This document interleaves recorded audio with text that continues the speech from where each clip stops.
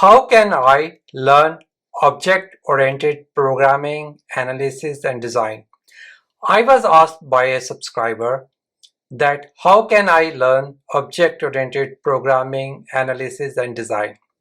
Today, I will give you a three-step process to become object-oriented programming, analysis, and design guru.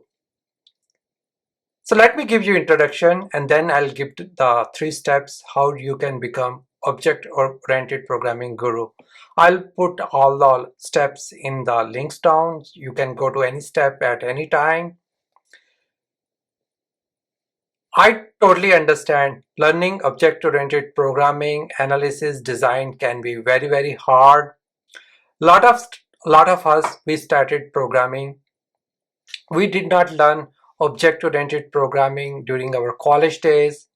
We started our career and some of you are also still working in languages which are not object-oriented like C.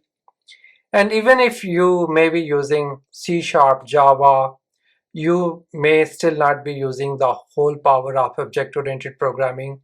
So I am going to give some tips, three-step process, how you can become object-oriented programming proficient. Watch other videos I made on this topic, why object-oriented programming is hard and complex. I totally understand. I have lost a lot of interviews because it took for me 2 years to understand what is interface-based programming. For many years, I could not explain what is interface. I knew how to code, how to program, but I couldn't understand what is significance, why I lost so many interviews because I couldn't explain interface-based programming. So I totally understand the struggles, challenges you are facing. So let's get to the steps. Step one is do some project in object-oriented programming. If you are working on C, do some project on C++. I totally understand a lot of you are working on some C system where you are not using object-oriented programming, but you go for the next job. People may like to start new projects in C++ and they want to see your design skills. So start working on some object-oriented programming language. Initially, object-oriented analysis is difficult. What I suggest is you can do is start with making a one-to-one relationship with your database. If you have an invoice class in your database, make a class invoice. So this is the first step. Just start using classes. It's okay to start with. Generally, we don't say your class diagram should be independent of your database. But if you're totally new to object-oriented programming, it's totally okay.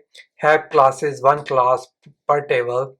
And if you are confused, if you have some confusion, just dump your codes in some class. If you cannot make, oh, this code goes to printer class or invoice class, just create printer invoice class and dump your code and write a test against your classes. So you have to understand nobody gets the perfect object-oriented model first time. The good object-oriented models evolve over the time. So get your first cut there. I know first time is very, very difficult, but you guys trust me, you're gonna enjoy the maintenance and you're gonna learn some good design practices. So after you are done with your first step, you have learned the classes, collections, how collections works together. You have learned how to write automated unit tests against your classes. Second step is learn interface-based programming. Learn what are interfaces are there. Pick up some design pattern book. Don't buy book, just Google. If you are working on C#, Java, there are a lot of websites which gives you examples of design patterns. So see what are these design patterns are doing, how they are using interfaces, abstract classes to write decoupled component. So in this second step, learn how you can make libraries, how you can make sure your client class is lightly coupled to your classes. how important is interface-based programming is. And and as I said, if you're going for some designer job, if you don't know interface-based programming, nobody will take you seriously. So next step, now you have learned classes, collections, interfaces based how you decouple your libraries from each other. So third step is, advanced step is learn inheritance. I don't overuse it. Inheritance is very powerful. Using inheritance, you can take the whole behavior data of another class and you can build your component from nowhere. It's a very powerful concept, but it creates a lot of coupling, a lot of maintenance problems, make code difficult. So learn what is the problem inheritance is trying to solve. Learn what is the dependency injection is, how you can use dependency injection to write lightly coupled components. Also try mocking framework to create some mock objects for your testing framework. So by the end of these three steps, you will be guru of object-oriented programming, analysis, and design. So friends, today we discussed three steps how to become object-oriented programming proficient. Step 1, learn classes collection. Step 2, learn interfaces.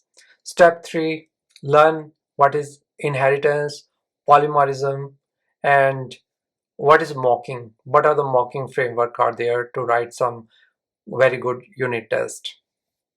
So friends, if you like this video, watch my other videos in object-oriented programming playlist. Also like it, share it, and subscribe to my channel for your regular updates. Connect with me on LinkedIn. Connect with Connect with me on LinkedIn and Twitter, especially LinkedIn. If you like small summaries of the video, I will be posting a lot of small summaries of the video on LinkedIn. Thanks again.